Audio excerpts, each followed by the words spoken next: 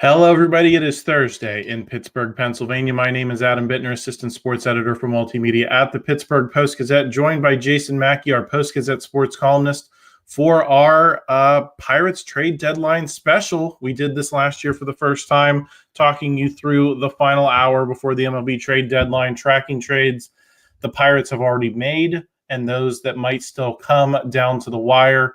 We'll go a little bit past 6 o'clock. 6 o'clock is the deadline this year, 2 hours later than normal. So we'll go through that because sometimes deals can be announced, will be announced, well after the 6, get them in under the wire and the announcements are handled at that point. So we're not going to jump off right at 6 and we're not going to assume that everything's over at that time, but we're looking forward to breaking it all down with you. Jason, are you there? I saw you. Okay, I saw you. The connection got a little iffy there for a second. How are you? And what are your thoughts? Here we are. David Bednar has been traded. Ke'Bryan Hayes has been traded. Caleb Ferguson has been traded. Adam Frazier has been traded. Lots of names have gone in and out. What page of notes I had to grab, Adam? I'm ready. Exactly, and we still have the possibility of Mitch Keller, Isiah Kiner-Falefa, Tommy Pham, maybe some other guys. What are you looking for most in the next hour before we start digging through some of these trades that have already happened?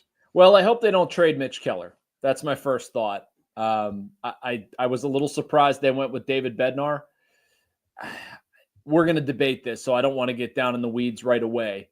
Did he get enough? I don't know. I think that was the kind of trade where if it came along, if it was good enough, you had to act. And boy, is this going to be a bad look if they do the same thing for Mitch Keller, because there's just no confidence whatsoever in this general manager, in this front office, and deservedly so. Whatever they do with Tommy Pham, Andrew Heaney, Isiah Kiner-Falefa, I don't know if I'm going to react either way to it. I mean, they should trade those guys. The return's not going to be very big. I had no problem trading Ke'Bryan Hayes. I actually thought Cherington did pretty well for himself. But the pivot points here, to me, are David Bednar, Mitch Keller, and any bigger assets if they would move them. I don't think they're going to. I think they probably looked at the Bednar trade like this is something we can't pass up, and maybe looking at what Bednar is going to make next season, not wanting to pay that, wanting to repurpose those dollars into something else. I don't know. I'm still sorting out how I feel. I don't love it because I don't trust this front office. On principle, I understand the decision-making, but they've sort of painted themselves into a corner with how people think about them. There's just not a lot of confidence here. Well, and it seems like the Bednar trade is the thing that really kicked that into high gear. I think people were willing to play ball on the Ke'Bryan Hayes thing because of the way he's been hitting for a period of years, not really seeing a path forward with him, not really seeing him as an asset, even though he does have a Gold Glove, caliber defense on his side. People didn't seem that upset about that trade. I think Adam Frazier, people have been over him since he returned. Once the Pirates traded him a couple of years ago, I think Caleb Ferguson's not a guy who's going to rock the boat. But David Bednar gets dealt for, I believe, the headliner was the Yankees' 8th best prospect. His name, I have it written down here, Rafael Flores. Yep. So he's the number 8 prospect, has had some pop in single A and double A this year. Struggling a little bit in the initial call up to triple A. He's only been there since the 19th of July. But listen, he's got some power, but there's questions about the contact. And there's also he's brought up as a great pitch framer. And I think Pirates fans are very tired of hearing about pitch framing, especially when you're talking about not like a Russell Martin type who was a savant and a professional at it, but a guy who's still in the minor leagues. Yeah, I think the pitch framing stuff is way overcooked. And I mean, if they go to robo-umps or a challenge system, whatever, man. I mean, they need offense. They need offense. And we don't know about this trade unless this guy hits with the major league club. And I understand people who are upset about it because he hasn't hit in AAA. It's been 10 games. I'm not going to formulate an opinion on a guy because he hasn't hit in 10 games in AAA. I would look at this objectively, and Flores has a very good resume, Adam. I mean, he was the 2024 Minor League Player of the Year for the Yankees, WRC plus of 146. That was 6th last year in the Eastern League. That's very good objectively at an 841 OPS. He's a guy that MLB Pipeline, Baseball America, they all say a lot of really nice things about. There's power potential, exit velo, all this stuff, like everything you would want in a prospect. Now he's done it at AA, and he hasn't done it at AAA. And they need offensive help with the major league club. All of that stuff can be true. I also look at some of the other guys. I know we're going to get to them. And so the total package of the trade, I kind of like Flores. I do. I just don't like looking at all of this and saying this is going to be your solution for 2026 because it's wrong. And so what that takes me to is, well, the Pirates probably don't want to pay Ke'Bryan Hayes $7 million next year because he's not worth it offensively. They probably don't want to pay David Bednar $8 million next year because he's not worth it. You know, you can replace that production for cheaper. Okay, I've scrapped together $15 million. We're going to scrap together more money. Number one, is that going to get reinvested in the team? And number two, are they going to do it wisely? And people on the outside, us, Noah Hiles joining the live stream, like there's understandable and deserved skepticism about that. So and we can't really answer it, and whether it's an actual fix until we see them spend that money on something else and do it wisely. Yeah, I'm going to welcome in Noah here in a second. I'll set you up this way, Noah. We're talking about these guys that have gone out, and every time we talk about Ke'Bryan Hayes, David Bednar, it's, well, they're going to make a lot of money. They can reinvest that in the club next year. There's a lot of skepticism to that idea until people see it happen. I'm curious what your thoughts on your level of belief that we're actually going to see what we've been talking about, and they're going to go out and spend this money on some players. I mean, they have to, right? Like, it's just, I mean, and I know that's not a strong vote of confidence. I just don't see how you can field a major league team. They're just clearing up all this money and all the talk leading up to this from the guy making these moves was that they're going to make the team better for 2026. I don't see how they did that. And I know we still have an hour left before this deadline expires, but I don't know. I mean, what did they add that makes them better next year? A guy who just got to AAA, a reliever who might be traded in the next hour, a couple high A guys, a couple low A guys. I think their farm system might be a little better, but this to me felt like 2026 wasn't the goal. And if that wasn't the goal, then that's fine. But it just, everything that happened doesn't really align with what they said they're going to do. So when you take that into consideration, it makes it kind of hard to imagine that they're going to spend money with the goal to win in 2026. You know what they added, Noah? Financial flexibility. That's what they added. They're rolling in they have cap space out the wazoo right now. Well, I want to push back on that. I mean, that's all we can say that they've added at this point. Well, I want to push back on that a little bit too, and it's like, I don't think it's all this money. These guys were making a combined $20 million next year in MLB terms. That's a drop in the bucket. And what can you get for that? And I wrote this down too. I think the fact that you traded Ke'Bryan Hayes to the Reds specifically undercuts that whole idea, because if the Reds, who are probably your closest peer in Major League Baseball in terms of market size, ownership, and the way that they approach things, if they saw the best use of their money to be Ke'Bryan Hayes, what does that say about what's available to the Pirates to upgrade the 2026 roster beyond Ke'Bryan Hayes? Well, I think it says that the Reds feel like they can do what the Pirates couldn't do, and that's get actual value out of Ke'Bryan Hayes. And the way they can do that is because they have better hitters. Ke'Bryan Hayes is not valuable to a team like the Pirates because they don't need an elite defender. They need offense. He's a luxury. They don't need a luxury. They need a certainty. The Reds have a better star talent than the Pirates have right now in Ellie De La Cruz. They've been able to sign guys more effectively in free agency at prices that they're going to pay Ke'Bryan Hayes. I mean, look at some of the free agents they've signed in the last couple of years. They've got a lot more value out of those guys compared to what the Pirates have signed in free agency, and they've both been spending around the same amount of money. I don't know. I don't understand it. The Bednar trade to me is just, I don't know if you guys have talked about that already, but there's just so much I don't understand about why they did that. The Hayes thing at the end of the day, I think they have a better chance at having a better offense by not having Ke'Bryan Hayes on the roster. Yeah, the Like, Hayes thing made sense. I Yeah. get that. Like He wasn't good here. I get it. The But Bednar thing makes no sense. Yeah, I know. What are your specific issues with the deal, Noah? Just because I know there's a lot of them for a lot of people. I'm curious what's bothering you the most.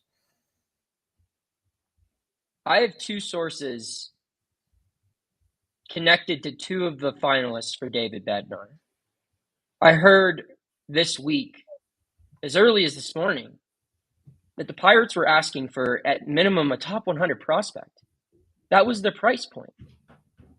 That one of the targets they had with one organization was the number 56 prospect in baseball, the catcher who was traded in the Duran deal. He's 18 years old. He's in high A.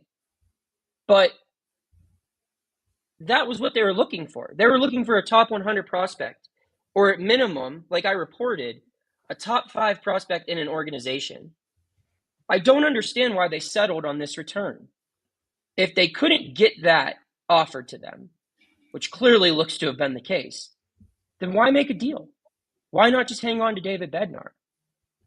It feels like they settled, and I don't understand why they did that. If you're going to make a young catcher the headliner of this package, then why not get the best one? I don't know. I don't know what exactly was offered to them by other teams, but I know what they asked to other teams.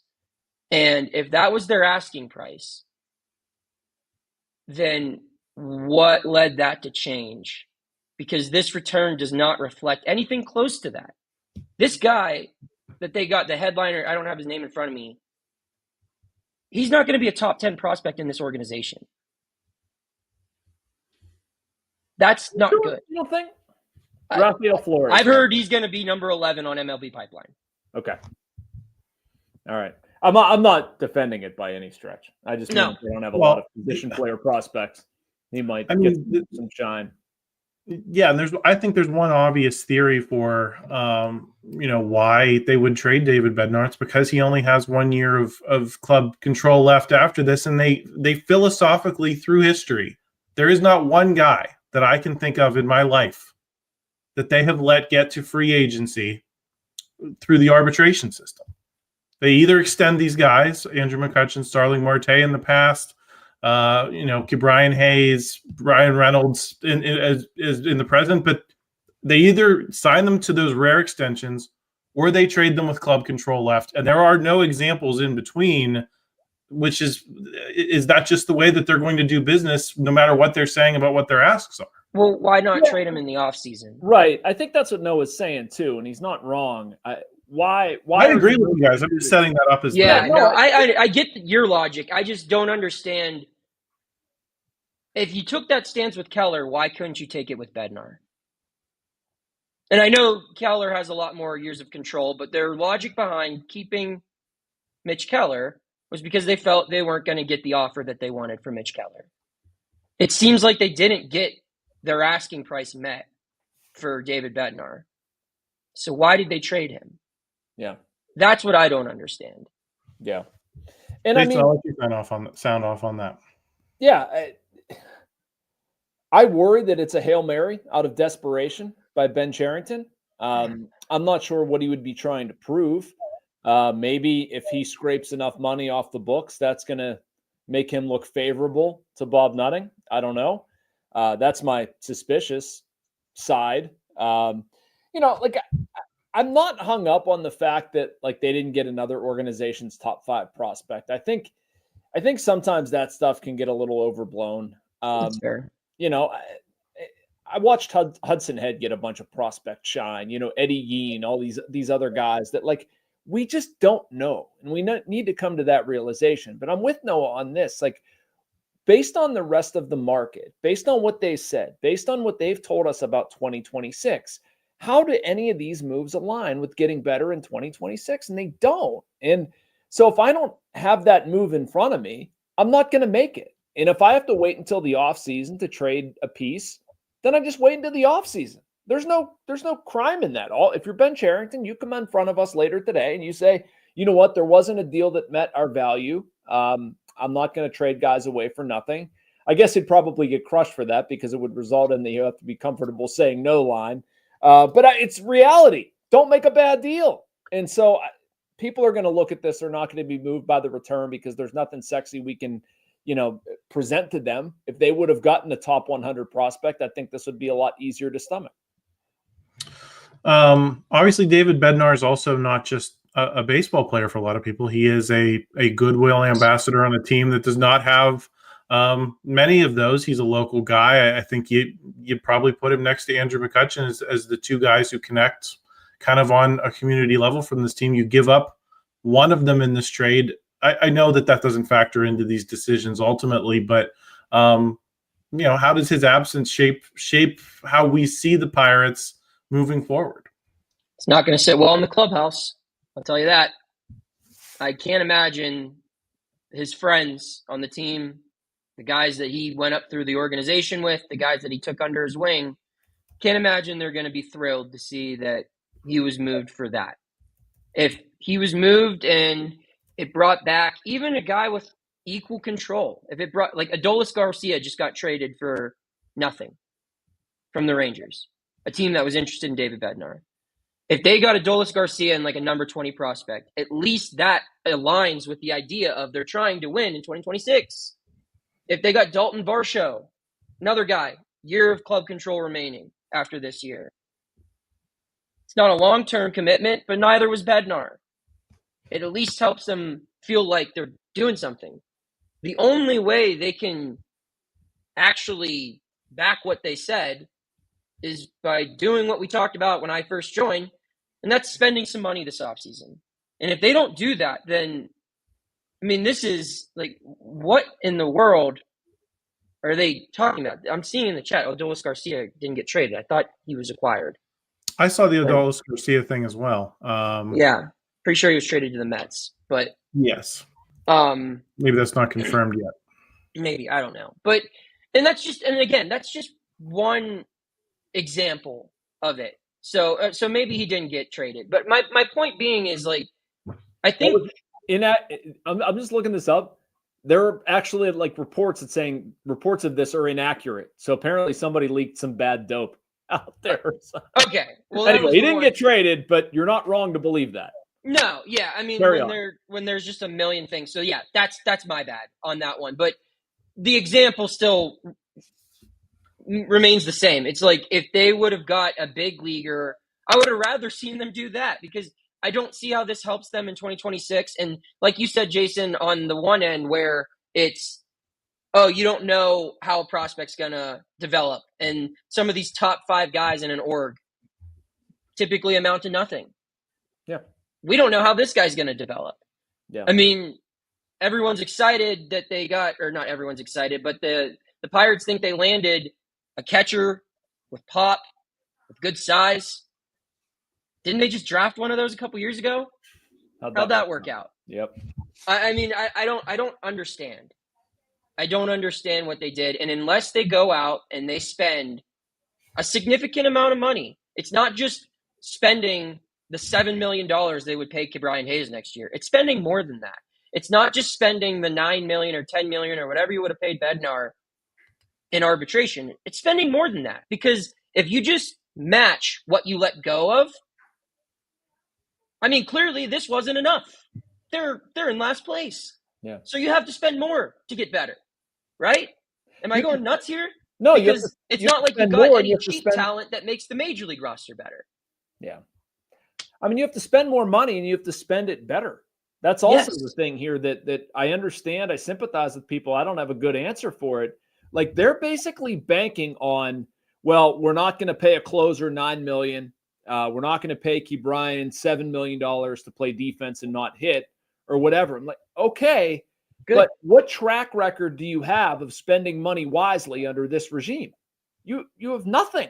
You've made very few good trades, maybe none. Your free agent trade activity to try to address the offense thus far has been abysmal, and you also don't spend a lot of money. So why should anybody believe that all of a sudden you're going to get this right, that you're going to free up all these dollars and then somebody is going to go on a spending spree this winter and like the Pirates are going to add a bunch of money to their team? I mean, that's like, Willy Wonka in the Chocolate Factory kind of fantasy. No. Yeah. To reiterate just a point I want to hammer back on again, like I thought the Hayes trade made sense because if they even spend $7 million, which I get, again, they need to spend more. But if they just they can reinvest exactly what they were paying Ke'Bryan and get more out of that position. Right. Because he wasn't good enough for what they needed. David Bednar was. Like, that's the other part of it. It's like, okay, well, if you spend that on the bullpen, are you going to get better than David Bednar? Or are you going to bank on other guys being better? Nothing that I've heard from outside the organization, nothing that I've heard from inside the organization, nothing that we've heard in public record, in press conferences from Ben Cherington aligns with what they've done this week. And like, I don't know. Another thing here, I'll throw this out there. I'm hearing that IKF isn't getting moved. Why? Why? What are we doing here? Why? Is it because they plan on bringing him back? I mean, they're going to try, but... Yeah, get out of here. Come on. Yeah, I mean, they're going to try, I'm sure. Like, you don't just retain that guy with the idea of letting him walk for nothing. But I think they are. I think they're about to do that if that holds. Is that your third baseman next year then? Oh, God, no. I mean, come on. Is it possible that they wouldn't trade Isiah Kiner-Falefa because there's not enough of a market for him? But again, I would assume that's why. Like, they're not getting the offers that they would like. There's not a huge market for him. And I'm sure they like some of the things he can do. They're probably going to use him more as a utility guy in these last 2 months. I like IKF, but he's making $7 million and has, a 635 OPS. Yeah, and there's no guarantee he's coming back. So you could either trade him for undervalue or you could get nothing. And even if you trade him away, you could still re-sign him. The Tigers did that with Flaherty. Yeah. They traded him. He won a World Series. They re-signed him. I would imagine that IKF could return at a much cheaper cost. So I don't understand. I mean, I know you didn't give up a ton. They gave up Charles McAdoo, who's hitting like 150 this year for the Blue Jays. So that was a nice, I guess, fleece by Ben there. Shout out him. But overall, I mean, even if he's not getting the interest, get something for him. And then if you want him back, get him back. What do you need his leadership for in these next 2 months? What do you need his bat, his glove for in these next 2 months? These games mean nothing. Again, it's just another thing where I'm hearing these things. I'm on the phone with people. I'm texting people, and I'm just like, I don't understand what they're doing. Jason, in terms of spending, I think it's easy to say we need to see them spend more because we all agree on that. But what does that spending look like to you? Because for a decade now, since Ivan Nova signed his multi-year extension, it has only meant single-year free agent types. Yeah. It has not meant anything with any length. And I think we can talk about 2026 till we're blue in the face. But at some point, you got to make moves toward 2027, 2028, shoring up those teams as well. Should that not include a veteran who is going to come here with some expectation of term and stability? Because that's part of the problem. Who would want to do that right now? Like, the three of us can't decipher their direction. If you're a major league player you've played well enough to get a multi-year contract from somebody, why would you want to jump in? Like that, and you're going, if your standard is 76 wins, and then backwards, and then you might keep the GM. I'm sorry, if I've played well enough to earn a multi-year contract, I'm going to look elsewhere. I'm not going to have a lot of confidence it's going to work out. I mean, yeah, I guess if they lay out a plan in the offseason about this is how we're going to get better, or this is what we've already done, or this is what we see ourselves doing, yeah, maybe they could convince me. Maybe if there's a new guy in charge, somebody I really respect that Major League Baseball respects, I'm not completely slamming the door. But I mean, right now, as we sit here today, they haven't made a lot of coherent or successful moves. So I don't understand why somebody who earned a multi-year contract would hitch their wagon to this when they could very likely, if you're that good, go somewhere else. You're going to have to overpay. Yeah. You're going to have to overpay. You're going to have, I mean, I've heard from league sources that they've offered guys more money than some of the players they've signed. And guys, I'll give one example. They offered Verdugo, I've heard from a source, over $7 million this offseason. Turned it He down. signed a minor league deal with the Atlanta Braves. So, I don't know. I mean, they ended up paying Pham, and I think that ended the Verdugo possibility. But that's just like one example where you're going to have to pay more. And honestly, the way to get other players interested is you have to go get an elite talent. If you go sign a Suarez or a Bregman, which they should have enough money to do, like if they signed either one of those guys, they're still like at 110, 120 million in payroll, which if you can't afford to do that, then you shouldn't own a team. Yeah, if you go sign one of those guys, that shows a commitment to the rest of baseball that you're interested.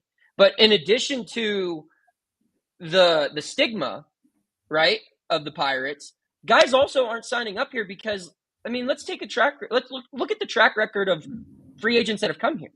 How many of them have had a good season at the plate? And it's because they're signing guys who, A, don't have a ton of interest elsewhere.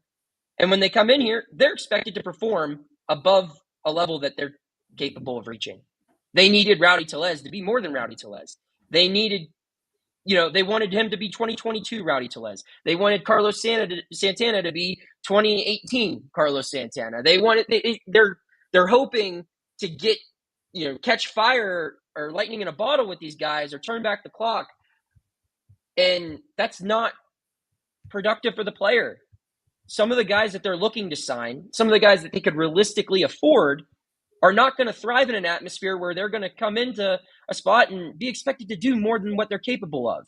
I look at certain guys that are going to be available this offseason. Player, for example, that I think the Pirates would be very smart to sign is Willie Castro, an all-star utility man from the Twins. I think he's a better hitting version of IKF. But Willie Castro works well in his current format because he has other competent hitters around him. And he doesn't have to be a top 3 hitter in his lineup. And that allows him to be an average hitter with a good glove. But when you bring him here, he's going to be expected to be one of the top hitters because he's going to be one of the top paid players. It's a losing situation for anyone to sign up for unless you go out and pay someone who is so good that it is like a guarantee that they're going to perform. And I don't think they're going to do that. I don't think they're going to bring in a Suarez or a Bregman or a Pete Alonso or whoever else. This makes me worry about who's going to be doing it too, guys. I mean, them giving the latitude to Ben Cherington to move out such a significant piece as David Bednar. Like, is Ben really going to be the guy pulling the strings this offseason? Spending the money, charting the plan. I mean, you're kind of digging a hole right now for what they're doing. And I don't even mean that like figuratively. I mean, they're literally trying to like lay a foundation for a plan in the offseason. And you're allowing the outgoing GM theoretically to make it for the new guy. These moves make me question that strategy. And everything that I had heard leading up to today, and I still haven't heard anything different, was that Ben was going to be gone, that he isn't going to be the GM come the offseason. But the fact that he's out there trading Bednar and God knows what else before 6 o'clock, it really worries me. And then the other half of it is I look at how he has spent money, how he's handled off seasons, how he's tried to address deficiencies, and it's just been horrible. It's been absolutely horrible. And they're signing up for more of it. It's frustrating. Let me ask you this, Jason. What GM could make this team a playoff team in 2026? Because, I mean, look at what you have. Look at the obstacles you have to overcome. if you inherit this job. You're not allowed to blow it up and rebuild, which is clearly what needs to happen here. You don't have a lot of prospects to trade. Yeah. And the prospects that you have that could net an established talent, you're banking your future on. The moment Bubba Chandler comes up here, they need him to be better than Mitch Keller so they could trade Mitch Keller. The moment Connor Griffin comes up here, they need him to be the best hitter they've had since Andrew McCutchen. Well, okay. And they obviously, they need more out of the guys here, but they just don't have a lot of big league ready prospects. They don't have a great farm system as a whole to deal prospects from, and you don't have a lot of great major league assets to trade. You have one that can net you a capable everyday big leaguer, and that's Mitch Keller. And so you don't have a lot to trade, and you're probably not going to have a lot of money to sign people with. So how do you make this team better? If you're Ben Cherington, if you're not Ben Cherington, how do you make this team better? Well, I mean, I would hold off on the David Bednar trade until this offseason. Right. I agree, but that's over. Yeah, no, I know. Yeah. But you're asking whatever. Yeah. I mean, you have to win trades. They haven't done that. I do think there are teams, people better at spending money. Like Matt Arnold from the Brewers has spent, he spent more than the Pirates, certainly. Like the Brewers outspend them, and it's ridiculous. But the money that he does spend, they're getting a lot more value there. And he's putting together a plan that is, based on prospects and whatever, and then supplementing that people are more intrigued by. I mean, that's the type of GM that I think could win here. I'm not saying they will. I'm not saying that the Pirates are bound for greatness, but I mean, I would have a small market GM, somebody with experience operating in a small market, doing all of these things that seem to kick Ben's butt every single time that it comes up. And I don't know if it's going to work. And again, you said it earlier, if you're not going to spend a marginal amount, if you're not going to spend the same as Cincinnati or Milwaukee or these similar markets, like just stop. Let somebody else do it. Give somebody else a try. It's been nearly 2 decades. You have 4 winning seasons. I'm not defending all of it, but I do think there's a more efficient way and a logical way of going about doing this. Like the Bednar trade makes no sense. They're spending their trades, the stuff they've done the past 3 off seasons now, largely it's stunk. Find somebody else to do it. And they just tolerate too much nonsense. They're just way too much patience that people read into, they don't care because that's what their actions are telling. Yeah, I mean, I was going to say real quick, my point was Matt Arnold, Theo Epstein, Jed Hoyer, whoever. I think there are GMs that could build this to being a winning ball club. I don't think they can do it in 1 year. Yeah, I think the clear situation, especially with Bednar and what they just did with that return and what their farm system looks like and everything, I think the clear answer here is they need to rebuild. They're in a worse spot now than they were in 2019.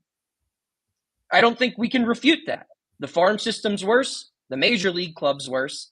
The only thing that you could argue makes them better is because they have a better player than that 2019 team had. One better player. And he's through 1/3 of his time here already and probably not going to be here the entire 6 years. So I think, you can hire a better GM, but if you bring him in or her, if you bring them in and expect them to build a winning team in 1 year, that is an impossible task. This is too big of a mess to clean up in 365 days or less in an offseason. You have to tear it down. And it makes me start wondering. No, you don't. No, yeah, you do. No. How do you make this better without spending $70 million on payroll? I agree with Noah, Jason, and I'll tell you why. I'm going to bring up 2 names that we were talking about on this exact stream at this exact same time a year ago. Nick York and Billy Cook. 2 guys that we've nary heard from since. And I think it's to Noah's point, they're a big reason that I can't believe in any trade they're going to make or anything. Those guys we haven't seen them. So why should I care what they acquire in any of these trades and believe that anything's going to change if I know they're not going to come up here and they're not going to get an opportunity to show anyone, what they can do? It just seems like there is a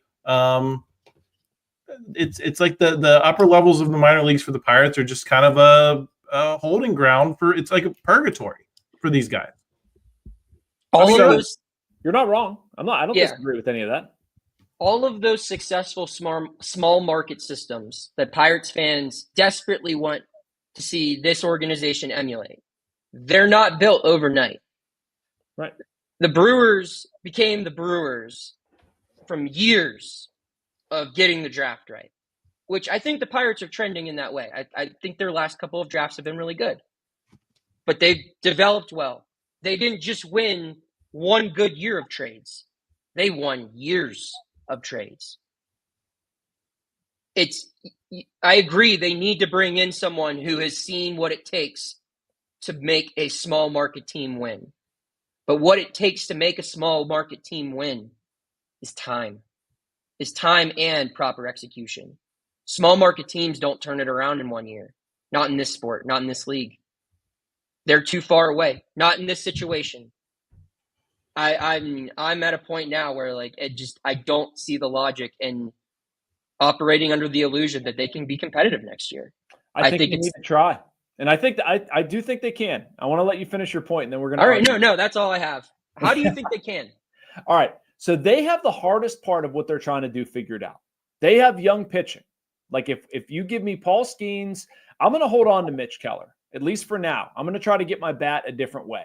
Maybe Braxton Ashcraft becomes a starter. I don't know. Johan Oviedo, does he come back? Bubba Chandler's probably in my rotation. Like, you have some pretty good starting pitching depth. Can we agree on that? Yeah. Okay. And then I move to the bullpen. I think their bullpen can actually be reasonable. They've done a pretty good job finding like a soft tossing lefty setup man. You can go find that in the free agent market. That's fine. Dennis Santana, I would hold on to him at this point. I might have even held on to Bednar for this reason, that I think pitching and bullpen are that important. And so I'm going to make sure my bullpen is what this bullpen has been over the past couple of months. I feel good about my starting pitching. Now, my offense is abysmal. I can't tolerate it. And so I need to go out and buy bats. Now, one, I need to go spend a little bit more money. Trading Ke'Bryan Hayes allows me to spend a little bit more. I'm not bringing back Isiah Kiner-Falefa. They can do a better job of spending that $7 million. There's enough money there that they can free up. I think I counted at one point that if they get some of these guys off their books, they can get between $30 and $40 million to spend differently. And I don't have to spend on pitching. I don't have to spend on the bullpen. That is 100% spent on bats. Now, I would not allow Ben Cherington to do that. But if you look at how they've been in some of these games, if you can get them to 4 runs, if you can get them to 4 runs, which I know it sounds like Mount Everest right now with the team we're looking at now, but if you can just score a little bit more, I think this could be a halfway decent team. I'm not saying they're going to go from 0 to hero or anything crazy. I don't think there's a need to rebuild because of what they have in place with the pitching. You said $40 million, right? Yeah. So 30 to 40. Fangraphs values a win, which is one more, at $8 million. For an individual player, yes. Yes. So you're buying 5 WAR. I don't think this team's 5 WAR away from being – they need 12 WAR. Yeah. You know, like that's how I look at it. Now, you're obviously the way to overcome that is like, I can't believe I'm using this example. They paid $4 million for Tommy Pham. Tommy Pham's worth like 1.2 WAR. So they're getting double the value for Tommy Pham. Arguably, and I'm not joking when I say this, the best free agent position player Ben Cherington has signed. People laughed at you when you liked that signing, Jason. You were right. The numbers did not look good early, but if he gets traded, we came on late, baby. Yes, he did. I just look at this lineup, and $40 million ain't fixing it, man. Look at it. What positions do you feel good about going into next year? I'll answer real quick. I feel good about second base. I feel good about center field. I feel good about shortstop because I think Connor Griffin's going to be there at some point. At some point, okay. At some point. Not opening day, but I can find someone to be a replacement level player for the first 70 games. That's fine. Yeah. And I feel good about Brian Reynolds' bat being probably league average, maybe a little better. Yeah. I don't completely write him off, but I don't feel good about him as a fielder. I probably have Brian Reynolds as my DH next year. So now we're looking at both corner outfield positions. We're looking at both corner infield positions, and we're looking at catcher. That's more than half the lineup. Are you fixing that with $40 million? Nope, probably not. Right. That's why I said it's time to blow it up, man. And I think it's such a hill to climb because you're at a 69 win pace. I was doing the math off camera here. 69 win pace. What do you have to be in wild card contention? It's got to be a little bit more than 500, right? Probably 84 is the low threshold. It was like 86, 87 or something last year. Right. The bar can't be that either, though.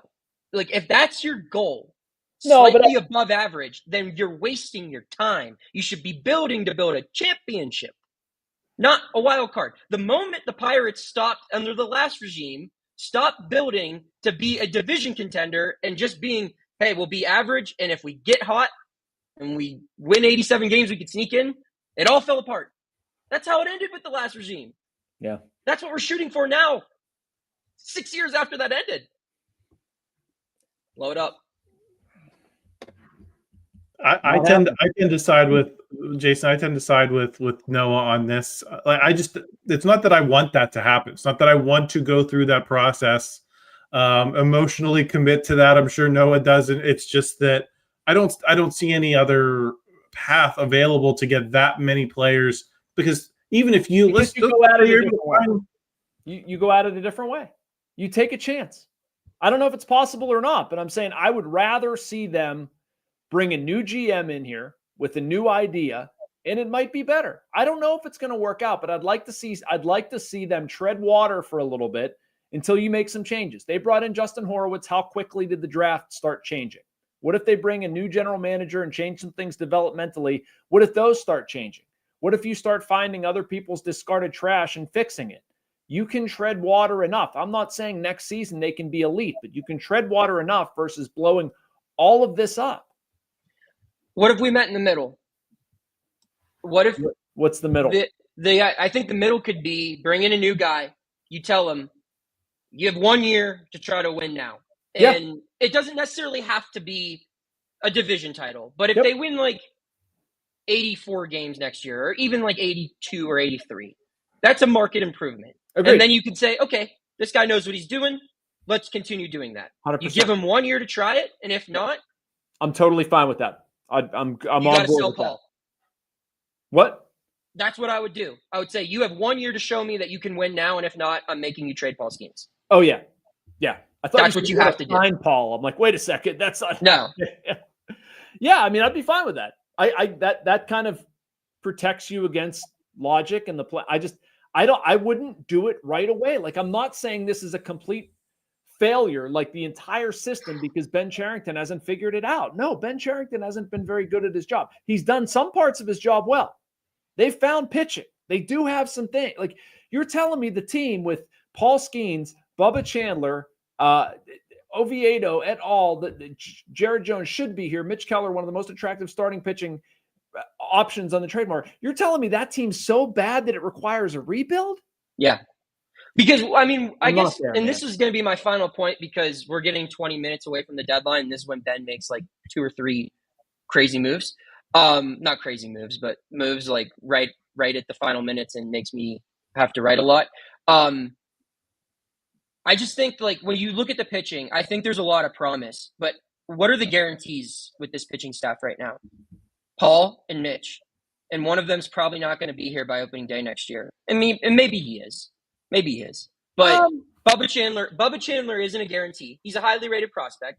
But I think it's a safe bet, but not a guarantee. Jared Jones is coming off of an elbow surgery. That's not a guarantee. All of your other arms, be it guys who are already here, like Burrows and Ashcraft, or even prospects like Barco, they've already had Tommy John once. I'm just saying it looks optimistic, and there's reason for that to feel valid. But I don't think it's a surefire bet. It's looked good this year. I'm not saying it is either, man. And I'm not even saying it's optimism. I'm just saying there's enough that I'd want to try again. Yeah, I would give it. But I want to give someone else a chance. I'd give it one more try, but I just look around and I don't know, man.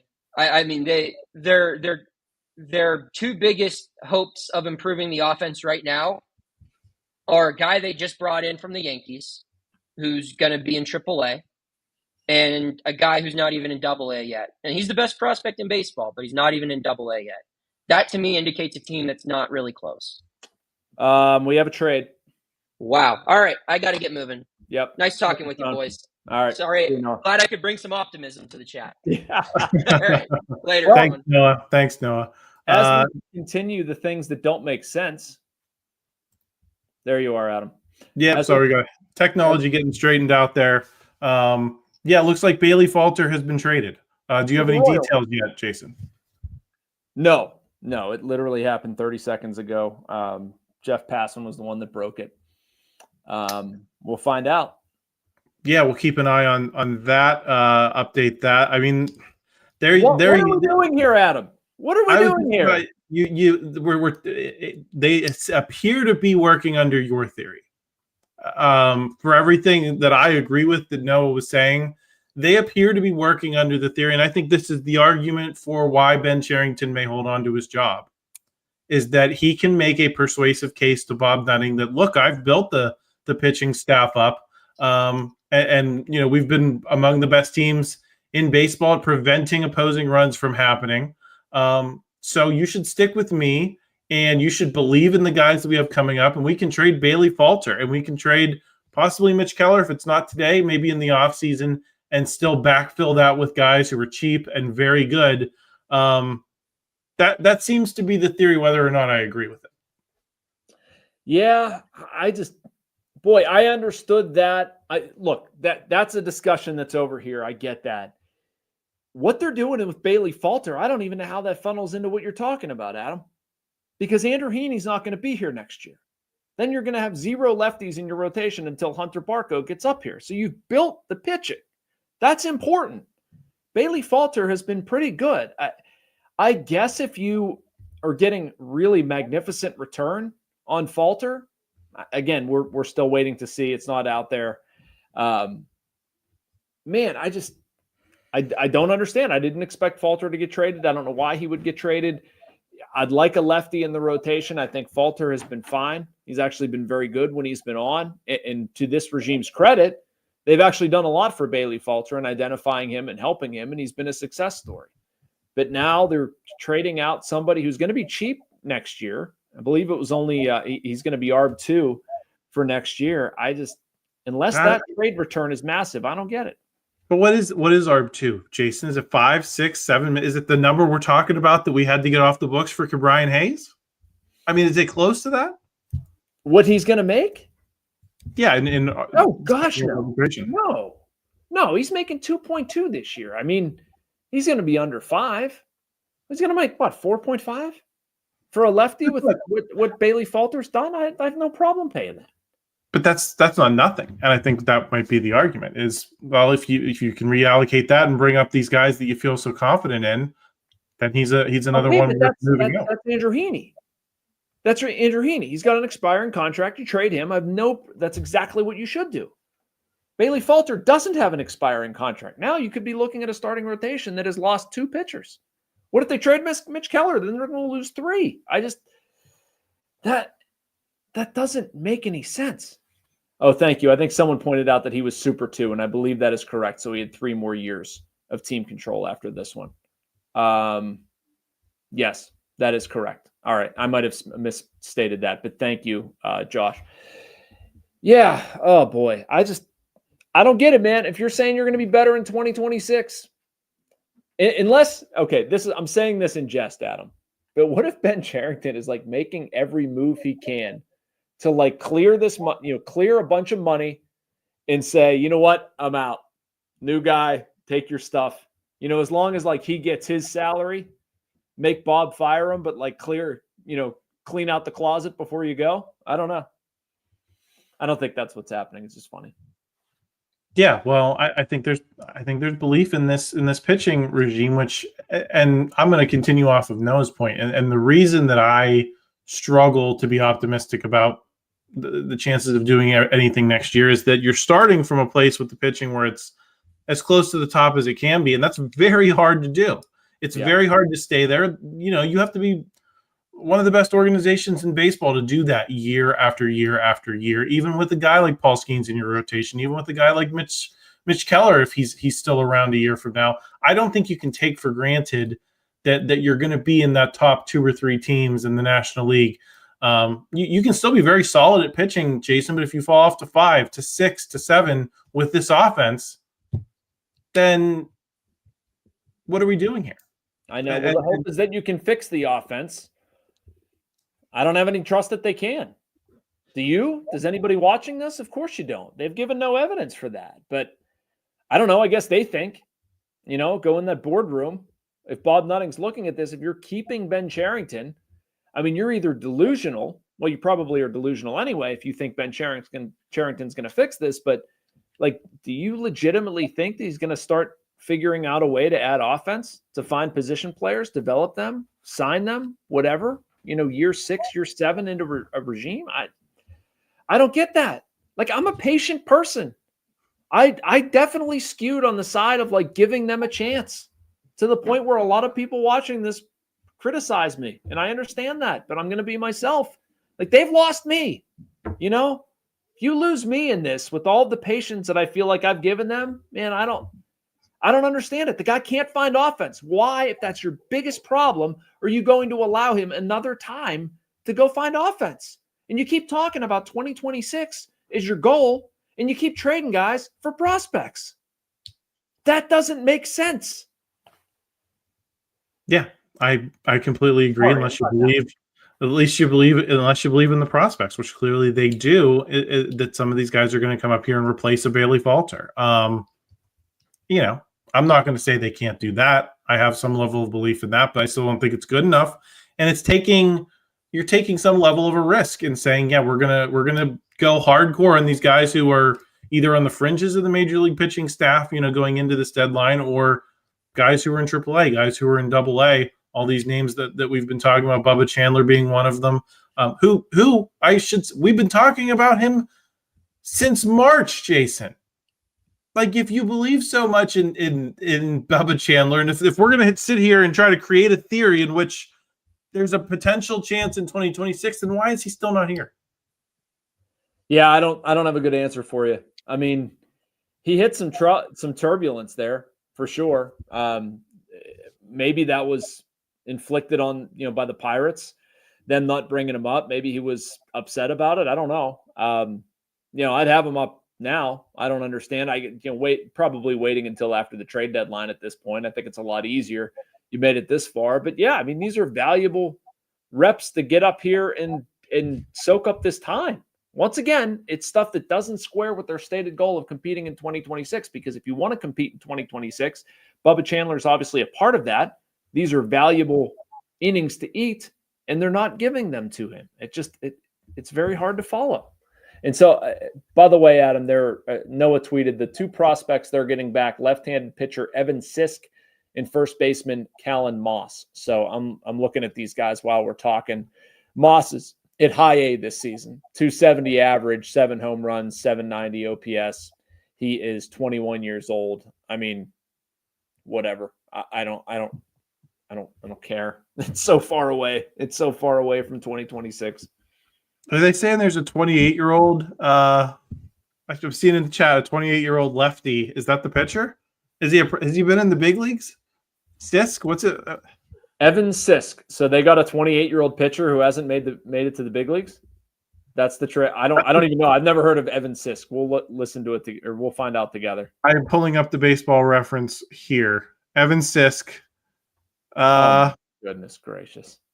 No, he has not been in the major leagues. No, he pitched 5 innings with 11 strikeouts and a 1.87 WHIP. Well, I mean, that must have been a really good 5 innings. 28. That's not that much younger than me, Jason. I could still be in the minor leagues and considered a prospect. Yeah. 5, and he is a reliever. So great. I got a text from an agent saying the Bailey Falter return is not good. I'll put it in brackets. Well, and it's happy about this. The fact that you traded again with Kansas City, a team you just dealt with on the Adam Frazier deal a couple of weeks ago, does that not make this feel like a dump on some level? Because you waited to the last minute and were hoping someone was calling, and then you were taking whatever Kansas City was able to give you after you were already, if this was a serious deal, wouldn't it have gotten done weeks ago? I don't know. There's a lot of dump vibes going around right now, Adam. I can't decipher my dumps. This is, I don't know if one relates to the other. I really don't. I mean, does it matter? Really? Like, I don't see a need to trade Bailey Falter. Like we said before, the only thing I see a need to do is make my team better for 2026. And if we would be looking at return that was like really, really good, and they got a bat that was close to the major leagues, he might be blocked by Kansas City or something. We'd say, okay, all right, that makes sense. I can understand that. You know, you take the chance. We're talking about a 28-year-old reliever with 5 innings of experience and a 21-year-old at high A with an OPS under 800. What are we doing? I'm beginning to think more seriously about my theory that they're just clearing as much money off the books as possible. And maybe Ben is just like ingratiating himself to Bob, saying, hey, man, look, like I got all this money off your payroll. You sure you want to get rid of me? I don't know. It's all I got. I could trade Bailey Falter for a 28-year-old reliever. I know you might do better. You might do better, although he has what, a 1.69 ERA or something. That's pretty good. Where is the where even is Kansas City's AAA affiliate that he's been doing this for? Omaha. Okay. Yeah, I'm trying to recover here. In Omaha. Don't rip Omaha, Adam. Look at that. He should be experienced in Omaha too, because he's been there since 2022. If you need a restaurant recommendation in Omaha, Evan Sisk is going to be your guy. He should definitely have the places scoped out by now. It looks like Taylor Rogers, we hardly knew ye, has been, the guys are saying in the chat, to Chicago. I guess we'll keep an eye out for the return there. Given what you just got for David Bednar, can you have any real expectations with that? I mean, I look at that and that looks like money they were getting rid of. It all looks like money they're getting rid of. And what else are they doing? Trying to bolster Greensboro for a playoff run? That's all I've seen. Again, let's step back here for a second, Adam, and talk about their stated goal. Once again, they want to be better in 2026. How does this position them to do that? Objectively, like obviously the players aren't going to do it. So what they've done is objectively, again, they've freed up some money. They've gotten, lottery ticket type younger prospects. Maybe Rafael Flores amounts to something. I'm not sure anybody else that I've heard today would really have a chance to contribute in 2026. So it has to be the money that they're going to spend. And so what they're going to do, at least as we know it now, is they're going to let either Cherington or a new GM go and repurpose these dollars into the major league roster and hope that they did that enough to improve upon what'll probably be a 67, 69 win season or something. And so you're going to be with $30 to $40 million, whatever it is, you think you're going to jump from 69 to 84, 85 wins. I just don't see it. You should be winning more trades to get more young talent back, and they haven't done that. Well, yeah, and it doesn't seem like the purpose was to win trades. It seems like the purpose was to clear the money. And right, I'm running out of things to say, Jason. Like it's getting more and more difficult to talk about them as a competitive entity when this is what you're doing. And I'm dovetailing with this is that you still have Isiah Kiner-Falefa here, unless we hear something. It's just about the deadline. So things can happen after the deadline. We said that's at the top of the show, but we're going to go for a few more minutes, see what else happens if Andrew Heaney moves, if some of these guys that we've talked about moved. But it very much seems like they got guys on this roster that other teams don't want, and they can't shed the money either. So that was like the bare minimum. Was like when you and I were talking a couple weeks ago on our Thursday show. What would you like to see? You wanted to see them move these guys successfully. These guys on the rental contracts. If they don't even accomplish that all the way, like what are we talking about? Yeah. I mean, I'd like to know more. I can't.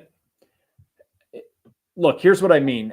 I don't know what they got offered for Andrew Heaney or Tommy Pham or Isiah Kiner-Falefa. Like, if it was literally zero, I guess they should be criticized either way. I don't know. I'm kind of thinking through this as we talk about it. Yeah, because you've added players that are so bad or so unwanted that you can't even flip them for anything. It's just frustrating. You know what I mean? I'm trying to square this in real time. And okay, I think we might have more news here. I'm seeing it. Heaney and Santana staying. Is that? Yeah, I'm seeing that in the comments. I don't know who the news source is for that, so let's stay tuned. That's fine. From MLB, he's saying the Pirates will not be trading either Heaney or Dennis Santana by the trade deadline, per source. Okay. Yeah, I think. Why are you keeping Andrew Heaney? There must have been no market, because there's no reason for you to keep him around. Right, when we sit here in January, this is why it is such a complete failure. Is because when we sit here in January and they sign guys like this every year of the Cherington regime, and some of them worked out a little bit, some of them haven't, but they sign a guy like Andrew Heaney, and we say, okay, well, maybe he can help this rotation in the next 2-3 months, and if they stink, then they can get something for him at the deadline. That's half of the justification for some of these deals that they've made is, okay, you're going to give this guy $5-7 million for 1 year. And with that money, you're buying the chance that he could be good enough to help you compete. And you're buying the prospect that you hope to be able to flip him for at the end of it. And you don't get a prospect for him. Yep. Yeah. I mean, if Pham stays, if Andrew Heaney stays, like, that's basically $10 million that you've spent and you got no prospects for. Obviously, their performance down the stretch, it doesn't matter. You're not going anywhere. Maybe, again, here's my suspicious mind. Do you think Ben Cherington didn't trade those guys because they might actually help the Pirates win a few more games? To save his job. So the win total at the end of it is actually better. Is there any way that this can't have been decided? And is there any way that Bob Nutting is sitting in the owner's box in September watching the difference between win number 67, 68, 69, 70 and saying, well, that last homestand really changed my mind. They went out with a flourish. I guess we better keep him. There's no way that he hasn't made a decision on this at this point, right? Well, I mean, look, here, my interpretation, I'm going to try to talk without getting myself in trouble. My interpretation or my view on this situation prior to today was that Ben was as good as gone. He was as good as gone after the deadline. I didn't know if that meant in August, September, the offseason. I don't know if they knew. But Nutting has been not the least bit pleased with Ben Cherington's work, nor should he be. What Cherington has done today makes me rethink that premise. Why else would you trade David Bednar? And why else would you clear up as much money as you possibly can just for someone else to spend it? That doesn't make sense. And one funny text from another agent. This is good. Royals people can't believe the trade for Bailey Falter. So, yeah, it seems that Ben's kind of getting laughed at for the Falter one and probably for all of the day. Like, outside of the Ke'Bryan, Ben had a decent day yesterday with the Ke'Bryan trade, but today is not a good day. I can't point to anything that they've done and say like this is good. I just can't. Sorry, I got off topic from what you asked. It's just sort of crazy, man. Now we're just interpreting this in real time. That's what makes it fun. Well, I don't know if this is fun, but it's something. Noah is reporting that the return in the Taylor Rogers trade is Ivan Brettthrower. I don't know if I'm pronouncing that correctly, but he is in high A, hitting .221 with 4 homers, 710 OPS in high A. Consider that part of the return in the Ke'Bryan Hayes trade, I guess. I thought you said bread thrower, by the way. Bread thrower. It's breath thrower. Well, I don't know where the T factors into how it's pronounced. That's going to throw me until we're given an exact pronunciation. But regardless, if we had a pitcher with the last name of bread thrower, though, I would feel much better about the trade. I don't care about his stats. He'd be fun to write about at least. But yeah, Jason, he just seems like a guy here. He's slightly below average in terms of age for the level at 22. But I think Sammy Stafura is still the headline return from the Ke'Bryan Hayes trade. I don't think this really changes opinions of that one way or the other. So let's count up real quick, or I'll do it. How much have they saved today? Let's do this in real time, like basic or throughout the deadline. Like with Rogers off the books, you're essentially saving $7 million on Ke'Bryan, right? Like we can subtract $7 million. Bednar was 5.9. Falter is 2.2. Am I missing anybody else that went off the major league roster? Other than Taylor Rogers, doesn't think counts. Right? Yeah. So yeah, I think, and if you adjust Bednar a little bit higher, you adjust Falter a little bit higher for next year. Yeah. I mean, Ben's chopped $15.1 million off of this year's payroll, and we can add arbitration increases. Probably I'd say an extra $5 million off of that. So you're looking at around $20 million that he's cut off of next year's payroll. And then let's say you're not going to pay Isiah Kiner-Falefa, right? Even if you don't trade him. So there's $7 million there, $4 million for Tommy Phams, and so you're at 11. Heaney is making. Yeah, so you're Caleb Ferguson. Forgot about that. That was 3. Yeah, okay. Three's not nothing. So you're probably approaching 30, somewhere between 30 and 40 is where it settles out in terms of what you've opened up to spend. I just if you're going to spend it on 1 year guys, Jason, you can have 90 million. To me, that doesn't fix your problem next year. You need to guys aren't going to come to a team without any sort of plan or promise of winning. They're just not. It's the same problem they've gone up against. Like Noah was saying, they've offered guys deals. Cherington said that 2 years ago at Pirates Fest. They've offered guys multi-year deals. Guys turn them down. They don't want to come here because they don't think they can win here, and they're not wrong. Noah says on Twitter, and people are saying in the chat too, but I just wanted to check and make sure. He was told by a team source that Bailey Falter was a non-tender candidate, leading to, I guess, trading him for 2 guys outside the top 30 of the Royals organization. Why was he a non-tender candidate? I mean, the only conclusion you can come to is money, in my opinion. I mean, if we can't pay a pitcher in his second year of arbitration getting a raise from $2.2 million, who has actually been one of your decent starters, he's got a 3.73 ERA, and he's making $2 million. How is he a non-tender candidate? That's asinine. You can pay, because I would assume that the argument, Jason, is that you can pay Bubba Chandler, Thomas Harrington, any of you can pay them the minimum, and so whatever that difference is matters to them. I mean, you're almost getting into Juan Nicasio crap there. I mean, it's a difference of hundreds of thousands of dollars, or 1.5. It's less than $2 million difference from what he's making this year. Maybe say it's $2 or $3 million difference. That's the level that the Pittsburgh Pirates are trying to pinch pennies at for a guy who's productive. Yeah, I'll be honest. I thought Falter's numbers were a little worse than that. Like, I thought his ERA was like 4.5 or maybe north. And I'm thinking, like, as I was saying that, I'm like, is my argument going to lose steam if I try to say non-tender candidate, but his ERA is really 4.79? Yeah, you can recreate that, blah, blah, blah.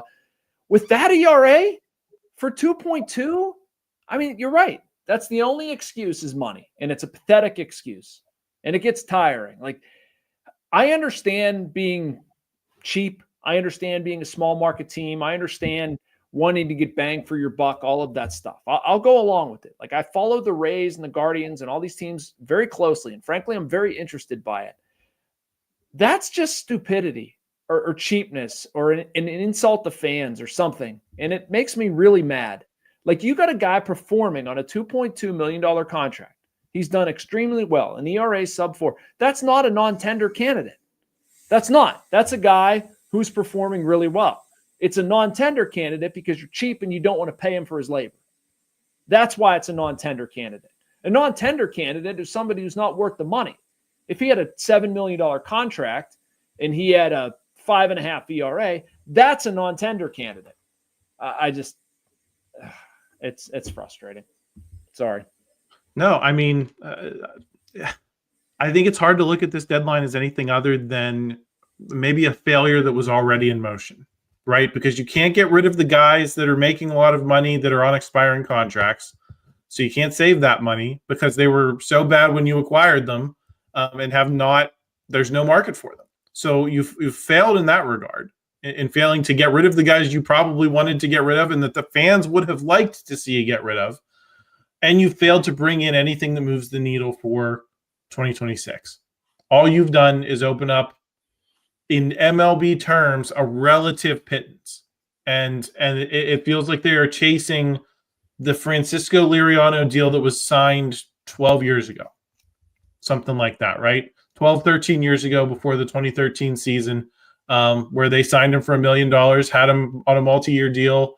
They got way more production out of him than would have been suggested by his underlying stats at that time. And that's been the theory to what Noah was saying early in the show, that you're going to get more out of Rowdy Tellez than his underlying numbers indicate. That you're going to get more out of Tommy Pham. All these guys that they've brought in on one-year deals. It's a failure on all levels, and I just cannot imagine how this farce continues for one more day. There's no reason for us to be talking about this till October. This right? is a great comment in the chat, Adam. Peter Terry says, "Hey, can we hear something about the good we got in these trades? Enough of the negativity, please." Peter, I respect the passion. People who are here all the time will tell you I'm generally a pretty optimistic person. I can't tell you anything positive about these trade returns. They literally acquired a 28-year-old with 5 innings of major league experience. They acquired a 21-year-old who's in high A who has a sub 800 OPS. I don't know what to tell you. Like, even the David Bednar trade, we talked about that for a little while at the beginning. I can kind of get there. I understand what they liked. You know, Rafael Flores, I keep wanting to call him Rafael Perez, but Rafael Flores was the Yankees 2024 minor league player of the year. He's done some really good things at AA. I get it. The number 2 guy in that trade's hitting 209. Batting average isn't everything, but it's certainly something. The 3rd guy in that trade is 21, and he just got out of the Florida Complex League. Like, all of the trades that they're making while trying to get people to believe that 2026 matters to them are for guys in low A, high A, that are so far away. They've done nothing to aid the 2026 team. The only thing they've done is freed up a whole bunch of money. Not a whole bunch of money. That's a misnomer. They've freed up, by their standards, a little bit of money to spend it in the offseason, I guess, on offense. I don't trust them to spend money. You shouldn't trust them to spend money. You shouldn't trust them to address their deficiencies because they haven't done it. And I'm sorry, Peter, it just doesn't have anything to do with the positives on the trade return because there are none. It's not good. John Heyman reports that Stephen Kwan is staying in Cleveland. There was some buzz on Pirates Twitter earlier in the day about him when it was thought that he might be available. But that's exactly the guy you went into this day thinking, like, there's a controllable bat, been to all-star games. See what you can do to acquire him. They didn't do that. They didn't do anything approaching that. I think they said what? Ken Rosenthal's also reporting that the Pirates did not trade 3 players on expiring contracts: Tommy Pham, Isiah Kiner-Falefa, and Andrew Heaney. Nor did they move Mitch Keller, who might have brought them the most value in return. Okay, someone in the chat said that they did not want to do that, but that's not what Ken Rosenthal said. So, but he's reporting it definitively. So it looks to me, Jason, like they're done. It looks like it. Yep. Was that Rosenthal saying? Yes. The Pirates are not good at telling us this is it. I covered the Penguins and I covered the Pirates, and I've covered probably 11 or 12 deadlines. And the Penguins, you'd always get the text, "We're done, nothing else, Jim at whatever time." We don't hear that with the Pirates. So, I just keep getting texts from people who are angry about this, and I'm with them. I mean, so we'll see if they're done. It certainly looks like it. Okay, Rosenthal 2 minutes ago, they did not play. I can't understand it, man. I really can't. I'm gonna have to write a column off of this. It's not going to be kind. It can't be kind. I have to write my opinion, and my opinion is I don't understand this, and I think you're insulting people's intelligence to try to get them to believe this crap. I don't understand. Is this a low point of our lifetimes, Jason, or at least our adult lifetimes of being around this team? Because I can't listen at the depths of 2007, 2008, when you were trading good players like Xavier Needy, Jason Bay, Freddie Sanchez, Jack Wilson. You at least felt like there was something resembling a plan, and I don't see anything resembling a plan here. And I think that that is the most frustrating thing if you're a fan, is I think people there's no logical path forward here. It hasn't, Adam, it hasn't made sense. Sorry, I keep drifting away from my microphone. It hasn't made sense from the moment they fired the moment they fired Derek Sheldon. Really. I mean, that might be my column. That might be the opening to my column. It hasn't made sense then. It doesn't make any sense now. I thought it was extremely dangerous to allow Ben Cherington to navigate another trade deadline. And sure enough, he screwed it up. This is pretty much worst case scenario. The only thing they didn't do is trade Mitch Keller. I'm glad they kept him, but the rest of these trades are just horrendous. It's literally all salary dumps to go spend money that they probably won't spend, or they won't spend wisely in the offseason. Yeah, and I think that is if we're trying to, if you want a positive spin there, Michael in the chat, who still says we have no idea who's coming back. We have a relative idea who's coming back, Jason. There's people whose jobs depend on these things, who scout these guys at a way higher level than me or Jason possibly could, who come to opinions. And that doesn't mean that, sure, maybe they have a future star among this group. But it's a lottery ticket. That's what it is. People understand that, I think, at this day and age in baseball, that these are lottery tickets, and sometimes people win the lottery, but that doesn't mean that the process you went through to buy the $10,000 worth of lottery tickets was a good one. And so that's where I'm coming from. I'm not going to rule any of these guys out completely and say, oh, they're all bums, they only got a bunch of bums, but this is how baseball works in this day and age. And it doesn't help you in 2026. Ben Cherington is on record as saying that. That's what it should be. It's year 3 of Paul Skeens. Your fans have sat through all kinds of slop. They've listened to you talk about rebuilding and fixing and urgency, and this should continue our march toward winning. And God knows what other word salad's been thrown out there. They deserve to have a winning baseball team. And then you make these moves when you say our goal is winning in 2026. I'm sorry, Michael, it's not about the individual players. These guys they might be the nicest people ever. Evan Sisk might, tow my car when it's broke down. I don't know. But I want to see them acquire guys who can actually help them win this season. Everybody else should want that too. This has been long enough, and they didn't do that. And so, again, I keep repeating myself, but in order to win in 2026, we now have to trust the Pirates to spend money and spend it wisely? I'm sorry, I'm not going to do that. And I wouldn't imagine anybody else would either. Yeah, and just to finish the point I was making, the only saving grace is, and I've been talking to you about this for maybe years at this point, Jason, on our Thursday show and at different times we've hopped on podcasts, is at least they didn't pull a Matt Morris. At least they didn't pull a Chris Archer type deal where you make something out of desperation, something that's truly franchise altering. And I think Mitch Keller might have been the only guy that was possibly available in this situation that fits that bill. But at least on paper, you didn't do something that was so immediately clear to be a desperation type of move that you can move forward from. Maybe we'll think about Bailey Falter that way if he goes on and dominates some other places, and you only got 2 guys outside the top 30 for him. But otherwise, that seems to be the saving grace here, is that if Ben Cherington is fired, you avoided a disaster that sets you back years in terms of developing guys. You're not sending away $10 million back in 2000. What was that? 2007. Yeah. That was a lot of money. I mean, I get you there. I do get you there. And some of that, like, again, if they would have traded the guys on expiring deals and nothing else, I would have been fine with it. And I guess the piece of intel I don't have is that some of the guys on expiring deals just might not have had a market. You might have tried to trade them and you just couldn't. And that's something to be mad about, certainly in general, this regime.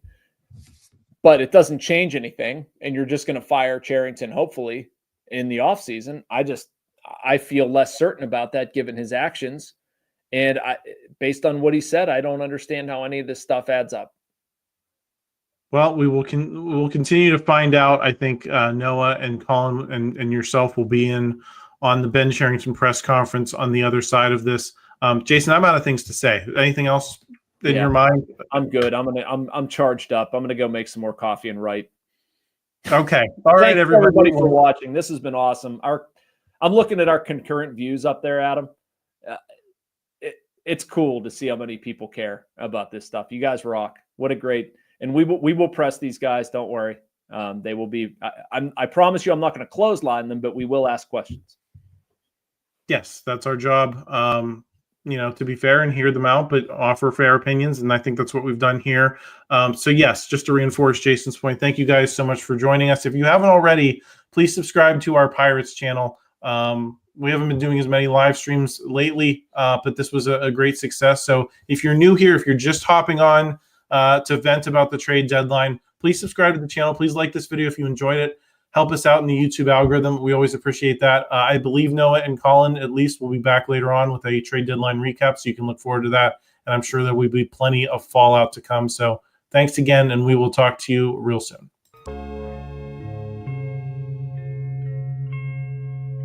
Thank you for checking out this content from Post-Gazette Sports. If you watch this video on YouTube, please like the video and subscribe to our channel. For all of the sports coverage the Post-Gazette has to offer, visit post-gazette.com.